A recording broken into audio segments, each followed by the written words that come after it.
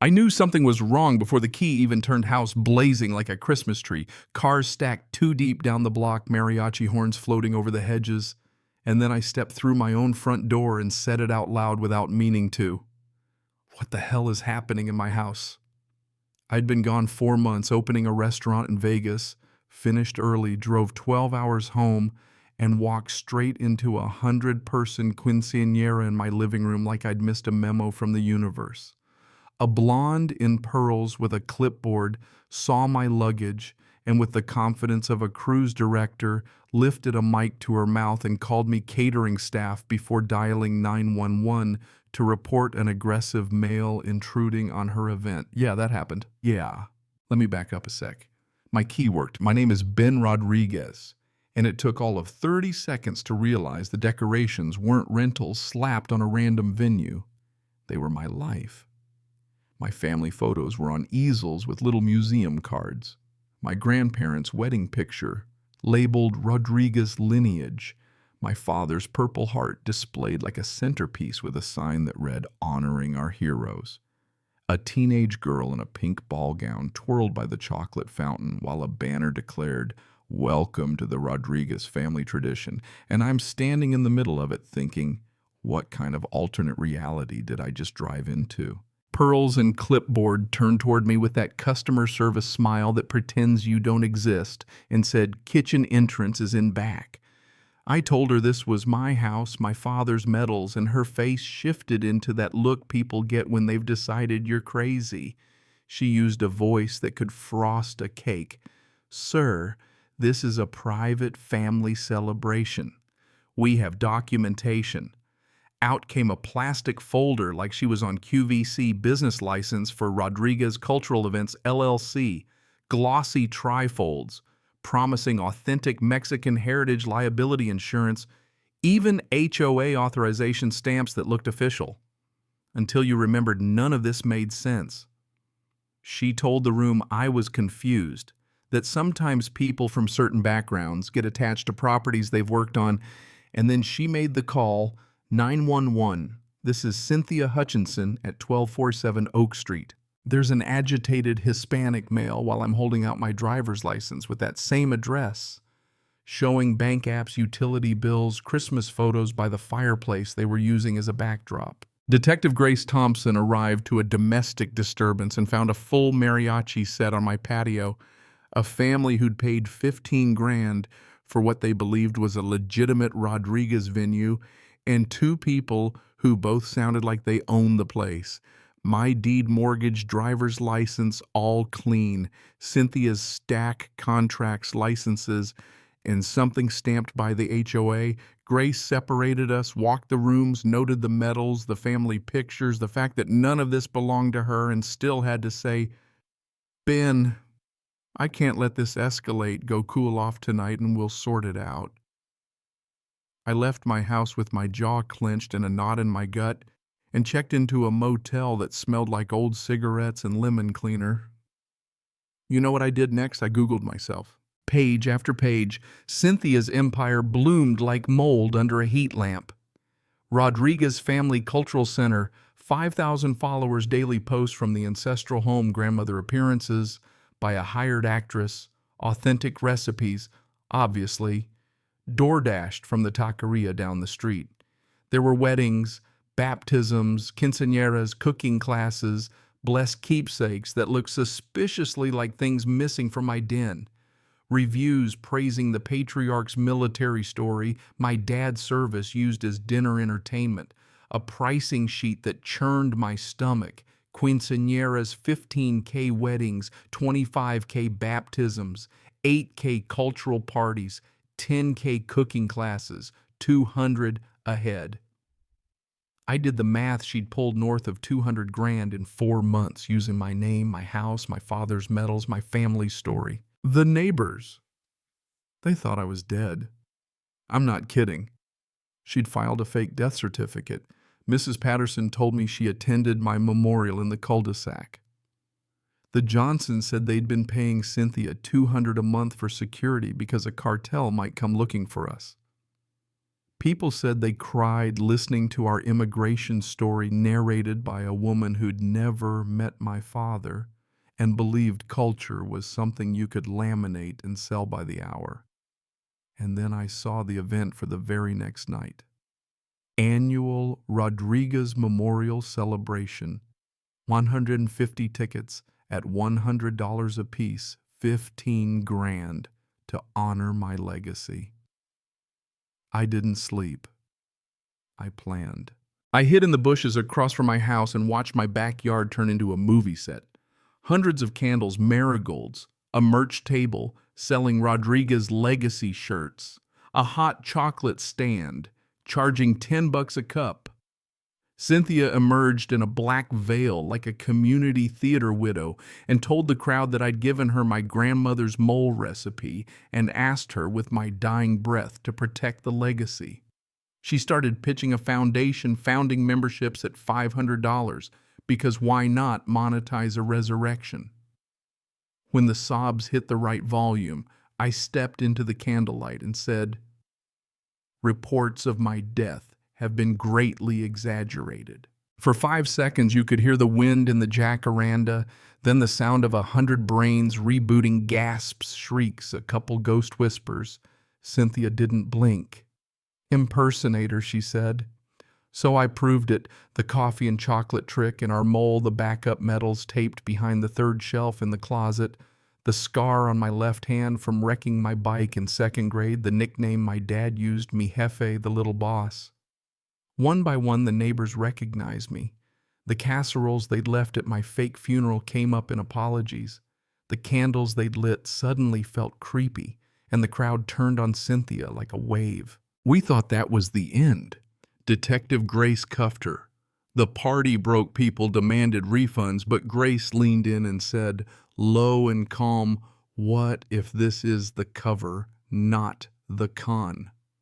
2 days later, she showed me why 3 separate wedding contracts for the same Saturday, all at my address, deposits already banked, 1 Mexican Fiesta for $200, 1 Gothic Vampire for $150, 1 Country Western for $100.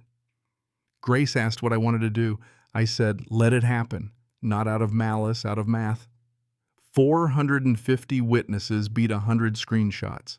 By 10 a.m., my curb looked like a reality show crossover authentic Fiesta catering truck, Gothic romance van, country roads BBQ. By 11, decorators fought for square footage, paper picado versus black candelabras versus hay bales. At 1, the bands rolled up, mariachi, trumpets, death metal growl, country fiddle. And by 2-3, brides in 3 aesthetics turned the corner at the same time and met at my gate like a glitch in the simulation. You could feel it, the confusion, the humiliation, the dawning suspicion.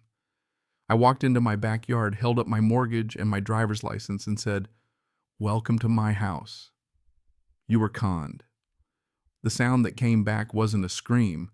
It was a groan from 450 stomachs realizing the authentic day they'd paid for was one woman's spreadsheet. Cynthia, out on bail and cornered, tried spin. I enhanced his identity, she said. It's not fraud if everyone had fun. The priest, the Wiccan, the justice of the peace all stared like she'd spoken Martian. Grace clicked the cuffs, but the twist kept twisting.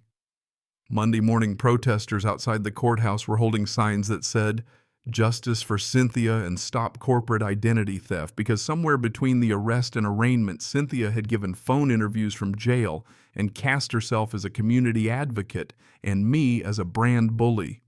She even filed a countersuit claiming I'd stolen the Rodriguez business identity from her and owed $500,000 and get this, the house. In court, Judge Martinez asked, "You're suing Mr. Rodriguez for using his own name?" Cynthia said identity was about cultural understanding, not genetics, that she'd spent months appreciating Mexican heritage at a level beyond people born into it. I brought birth certificate, school files, business licenses, DNA, deed, my father's military records. She brought an 8-month-old LLC, copy-pasted recipes, reviews. She'd curated a fake genealogy done in Times New Roman. When the judge asked if she had DNA evidence, she said DNA was racist. He rubbed his temples, I swear. We won damages every dollar we could prove. She took pain and defamation stacked on top, and the gavel sounded like a drumline in my ribs. I wish that had been the credits. I turned onto my street that night and saw a banner over my yard. Cynthia's Freedom Celebration Victory over Corporate Oppression.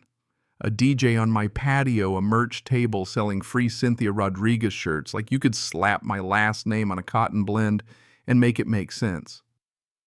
I called Grace. Cynthia was still in custody.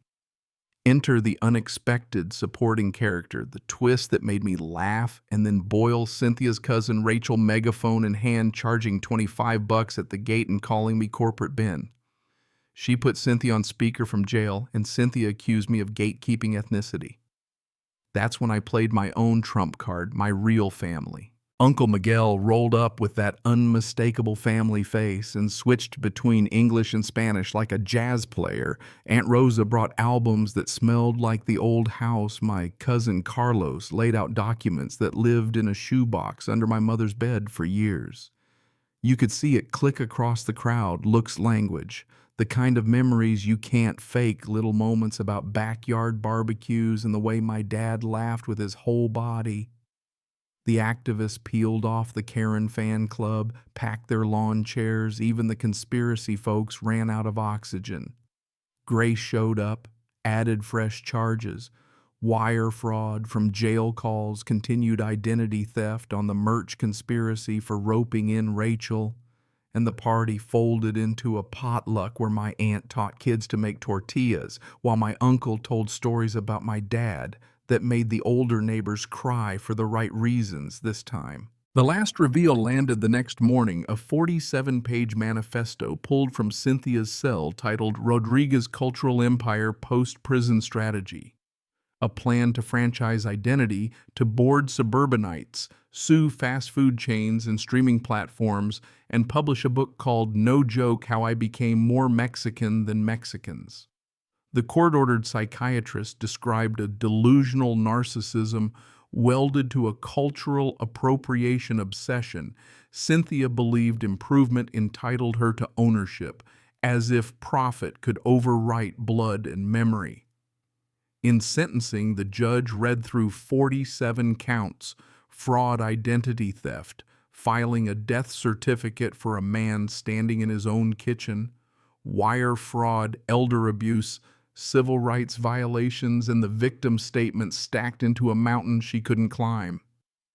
When asked for remorse, she said, "I regret getting caught." The room exhaled when the judge gave her 25 years, no early parole. The sound was half cheer, half prayer. 3 years later, the neighborhood throws a not dead yet block party where real mariachi bands get paid up front, and the kids know the difference between heritage and a hashtag. My restaurants grew because of the madness. Sure, we have a Cynthia special that's all baloney. But the best thing that came out of this is the foundation we started with. The damages, legal help for identity theft victims, scholarships for Hispanic students, a community center in my dad's name where his Purple Heart sits in a case not as a prop but as a promise. Every so often I hear Cynthia is suing the prison for appropriating her Mexican diet or trying to teach Spanish she doesn't speak, and I think some people never learn all you can do is keep living the truth louder. So that's the story, how a stranger tried to trademark my last name, bury me with a fake funeral, and sell my father's honor by the ticket. How a detective with a good instinct, a neighborhood with eyes open, and a family with receipts pulled the mask off. The cinematic ending you're waiting for is simple. Sun dropping behind the tile roof candles, flickering for the right reasons, my uncle's guitar easing into Sabor Me, the smell of carne asada drifting across a street that remembers me alive. And then the open question that keeps me up sometimes: if a lie is polished enough and marketed hard, how many of us would buy it? How long before we notice the price stamped across someone else's face? You tell me where the line is, what's respect, what's theft, and what a community owes itself when the story gets messy. Drop your take, right, wrong, justice, overreach, because I'm listening. And so are a lot of folks who've had their names bent the wrong way. You know what I mean?